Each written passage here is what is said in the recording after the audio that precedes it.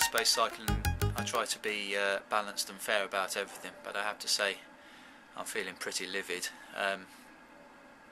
I've been planning a vlog about the quality of London's roads at the moment. After the snow and ice we had 4-6 weeks ago, there's just been massive holes, cracks, potholes, depressed manhole covers, service covers, and it's like riding off-road, just with lots of massive amounts of traffic around you. I've recently started using the Cycle Streets app to find new routes around London, cycle friendly, and to be honest, the road surfaces aren't a lot better using that a lot of the way, and to be honest, the number of speed humps on the back roads is just ludicrous as a cyclist. I know they're there to slow down motor vehicles, but I'm afraid I hold utterly responsible the roads of London for the recent destruction of my bike, which has made the chainstay on my fixie snap clean through on my way back home last night from work. I couldn't believe it.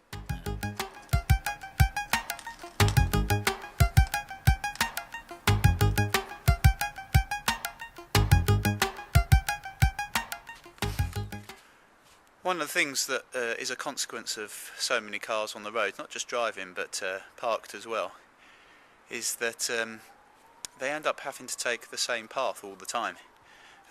This road here I'm on now, you can see the depressions in the road where cars always take the same line. Of course, what this does is it weakens the road in the same place over and over again. So when we do have bad weather, snow and ice for example, it gets into the cracks, it expands, it makes the road surface worse.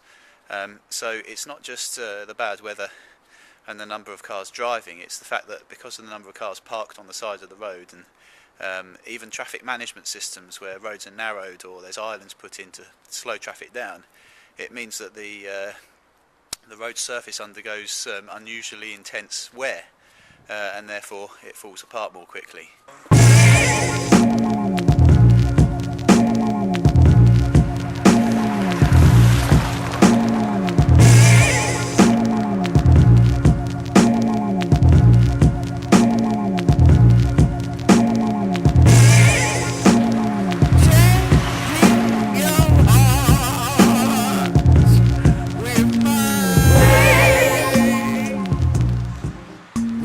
More problems caused by speed bumps and narrow roads. There's a speed bump just here where I'm just heading up to Canterbury and Islington. This is a pretty quiet route. It avoids some of the major arteries, but it's really badly served in terms of road surface and maintenance. It's never been great, but it's got worse and worse over the years. The side of the speed hump, continuing on as traffic continues, there's a pothole that's been repaired by the looks of it 1, 2, 3, at least 4 times.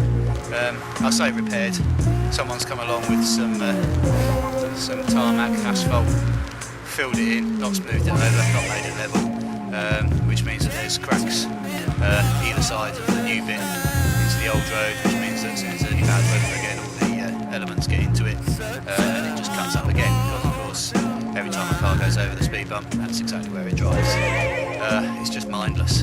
There's no thought to it. I know councils are cash strapped, but I just don't see how they can excuse such bad provision.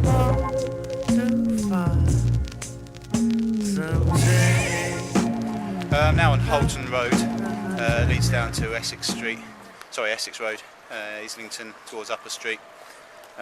There's 3 speed bumps in the space of about 50 yards. This is probably the quietest route, avoiding Upper Street, other main roads, so you would think that this would be the place to encourage cyclists to go, but there's no way of avoiding the speed humps. 3 and 50 yards, that really necessary? I really don't think so. But this speed bump here is one of those crossroad ones where it fills the whole crossroad. They've started designing them with curbstones begin at the bottom and the top of the slope, which inevitably end up sticking out, protruding, and of course when they're wet they're really dangerous, and of course because they come at junctions it's often when you're turning, and that's when you most likely to skid, for your front wheel to slip out or your back wheel to hit it and skid out.